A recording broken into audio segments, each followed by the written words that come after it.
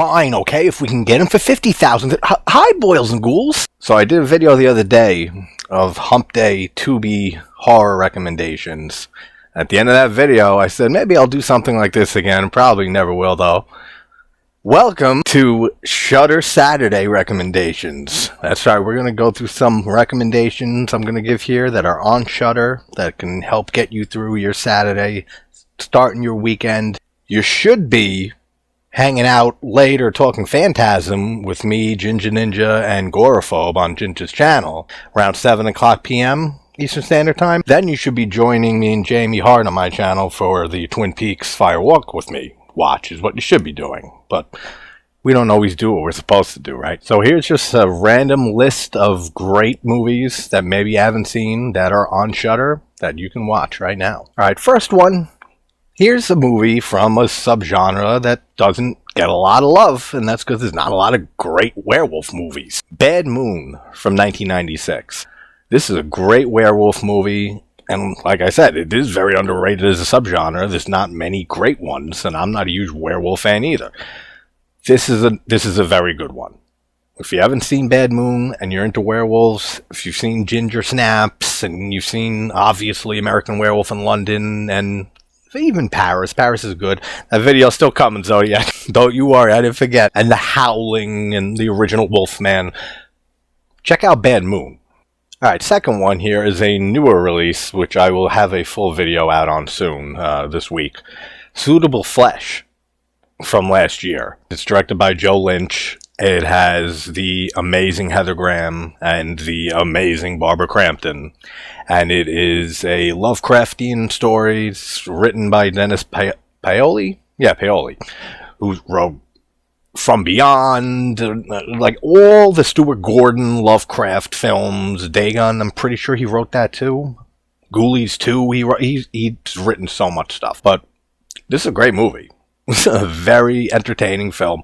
Heather Graham does phenomenal in this. Barbara Crampton does phenomenal in this. Joe Lynch's directing is great. There's some great humor in here. There's some sexy scenes in here with Heather Graham. Definitely check that out if it interests you. So definitely check out Suitable Flesh, because that's one we'll be talking about this week for sure. Alright, this is a classic. I mean, most horror fans have seen this, but you never know who sees these videos and what they've seen, what they haven't seen. But even if you just want to rewatch it and have fun with the stuff from 85, this is such a fun movie. Just alien ice cream. That's all you got to pitch, and people are just going to be interested immediately. This is such a fun movie. The main guy, I forget his name, who plays, Mo, the character. What a great character.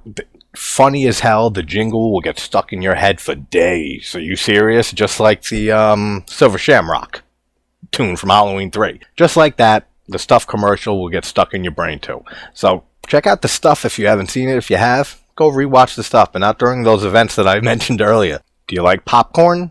Well, then you might like the movie Popcorn from 1991. Really kind of goofy slasher, like straight up B slasher movie with a ridiculous twist at the end, and that's kind of like, I don't want to give it away, so I won't compare it to what I was going to compare it to. But it's a very fun film.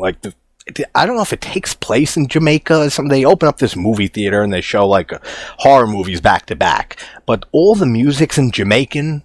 It's all Jamaican music for some reason. So I don't know if they shot there or what the reason for all the Jamaican music is my point. But still good music. And the rest of the movie's fun. So check out Popcorn if you haven't seen that one. That's a fun slasher. Alright, this isn't even a movie. And it's not even just one thing. It's 3 things.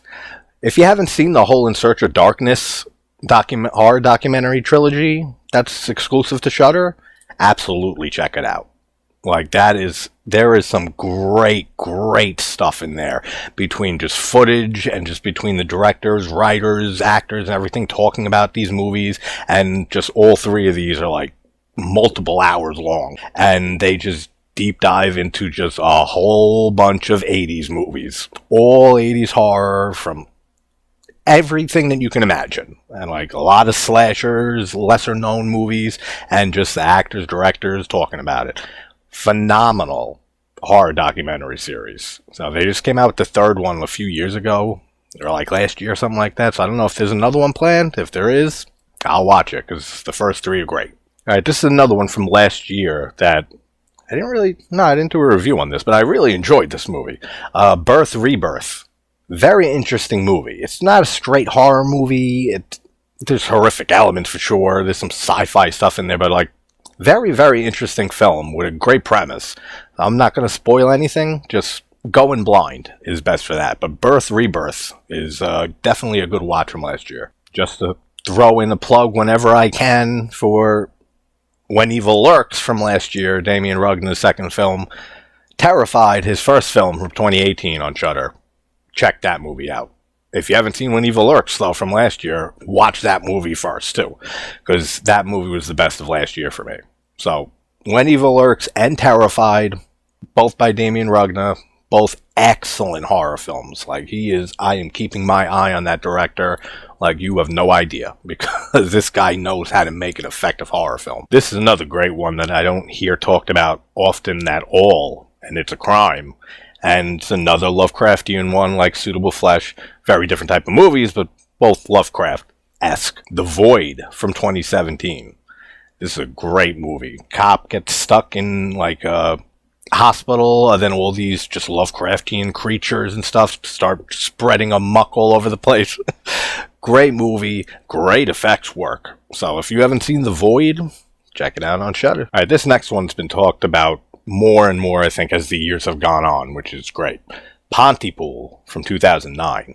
I'm not even really going to say what it's about because I don't want to spoil it, but basically it's like a bottleneck movie. It all takes place in a radio station, and you're experiencing a breakout that's going on outside, in society, from the perspective of just the people who work at the radio station, and they're just getting information as they can get it. It is an excellent film. Like I said, it's like a bottleneck movie, so it all takes place in one location. I know some people don't care for movies like that, so if that's not your thing, maybe it won't work for you. Definitely give it a shot, though. Pontypool, 2009. I mean, I was gonna say this movie and add that once it hits like the last 5 minutes, shut that shit off immediately because it ruins the whole movie. But then I thought about it, and the whole movie's really not that great. But if you're a found footage fan, and if you haven't seen The Last Broadcast from 1998, I'm pretty sure it was filmed before the Blair Witch Project, or it was released before. Or they were right neck and neck with each other, but this one was not nearly as heard of or seen. It's supposed to be about the Jersey Devil, which I love cryptids and all that type of stuff. But, like, it's really not. It's, like, about a murder surrounding people doing a show on the Jersey Devil. It's a good found footage movie, but then the ending ruins it, like, completely. So, again, I don't know why I'm even mentioning it, but if you want to check out The Last Broadcast, if you're bored, check it out. I said it in the other video that it's on Tubi. It's also on Shudder. So just fucking watch Santa Sangre from 1990 already. Masterpiece of a movie. It feels kind of Argento at times. I talked about it enough. I did a whole video on it. It's a masterpiece. Go watch Santa Sangre. For some of you that maybe have seen some of Lucio Fulci's like more popular movies like Zombie and his Gates of Hell trilogy, you want to check out something else a little lesser known by him, check out Enigma from 1988. This is a mixed movie in Fulci's catalog, but I've always liked it. It's kind of like his Carrie, like his Stephen King's Carrie ripoff, but done in a very good way, and it's very Fulci. There's some great scenes in here. Definitely check out Enigma if you're a Fulci fan that hasn't seen it for sure. Alright, you want to see sexy Jacqueline Lavelle with a giant head in a chair? Does that sound enticing to you? Because if it does, it exists. And it's Head of the Family from Full Moon Pictures from 1996. Fun movie, ridiculous. Like, if you know Full Moon's movies, you know how Full Moon rolls. Complete insanity throughout this movie. Complete B-rated schlocky horror film. Has a lot of charm to it. So, if you're in that type of mood, check out Head of the Family from 96. And we can just wrap this up with my favorite ghost movie of all time and a top 10 film of mine, Mario Bava's Kill Baby Kill from 1966. Best ghost film ever.